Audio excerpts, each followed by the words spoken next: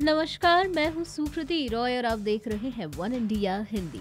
कुंभ मेले से राष्ट्रीय स्वयंसेवक संघ के सर कार्यवाह भैयाजी जोशी ने जहां राम मंदिर निर्माण को लेकर मोदी सरकार पर तंज कसा है, तो वहीं सर संघ चालक मोहन भागवत ने मौजूदा वक्त में सेना के जवानों की हो रही शहादत को लेकर सरकार को घेरा है। उन्होंने कहा कि जब किसी के साथ युद्ध नहीं हो रहा तो फिर बॉर्डर पर सैनिक शहीद कैसे हो रहे। ये सवाल उठाते हुए आरएसएस प्रमुख ने इसका कारण भी बताया और कहा कि ऐसा इसलिए हो रहा है क्योंकि हम अपना काम ठीक से नहीं कर रहे हैं। मोहन भागवत ने ये बयान नागपुर में प्रहार समाज जागृति संस्था के रजत जयंती कार्यक्रम के अवसर पर दिया है। जवानों की शहादत पर बात करते हुए मोहन भागवत ने आजादी के वक्त का भी जिक्र किया। उन्होंने कहा कि जब देश को अंग्रेजों से आजादी नहीं मिली थी तो उस दौरान वतन की स्वतंत्रता के लिए जान कुर्बान का दौर था, या फिर आजादी के बाद अगर कोई युद्ध हुआ या होता है तो वहाँ भी सीमा पर दुश्मनों से लड़ते हुए सैनिक अपनी जान की बाजी लगाते हैं और देश की सुरक्षा के लिए अपना सब कुछ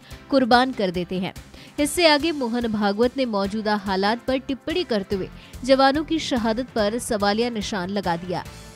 आरएसएस प्रमुख ने अपने बयान में कहा कि युद्ध के दौरान सैनिकों की शहादत होती है, लेकिन जब इस वक्त हमारे देश में कोई युद्ध ही नहीं हो रहा और फिर भी सेना के जवान शहीद हो रहे हैं, तो इसका मतलब ये है कि हम अपना काम सही ढंग से नहीं कर रहे।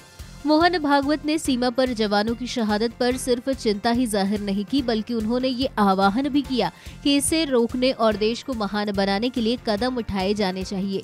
मोहन भागवत का ये बयान काफी महत्वपूर्ण माना जा रहा है, खासतौर पर जम्मू कश्मीर के संदर्भ में, जहां मोदी सरकार आतंक के सफाए को प्रमुखता से उठाती रही है और अपनी पीठ थपथपाती रही है। ऐसे में सीमा पर जवानों की शहादत क्यों हो रही है कि बहस को जन्म देकर आरएसएस प्रमुख मोहन भागवत ने सरकार के दावों पर विपक्ष को चोट करने का मौका जरूर दे दिया है। वहीं आपको बता दें कि आरटीआई के जरिए गृह मंत्रालय से प्राप्त आंकड़ों के मुताबिक मोदी सरकार के शुरुआती 3 सालों के दौरान यानी मई 2014 से मई 2017 तक सिर्फ जम्मू कश्मीर में 812 आतंकी घटनाएं हुई। इन घटनाओं में 62 नागरिक मारे गए जबकि 183 जवानों की शहादत हुई। ऐसे ही आंकड़े सामने रख विपक्षी दल मोदी सरकार पर निशाना साधते रहते हैं। हालांकि सरकार अपने बचाव में घाटी से आतंकियों के बड़े पैमाने पर सफाई का हवाला देती रही है।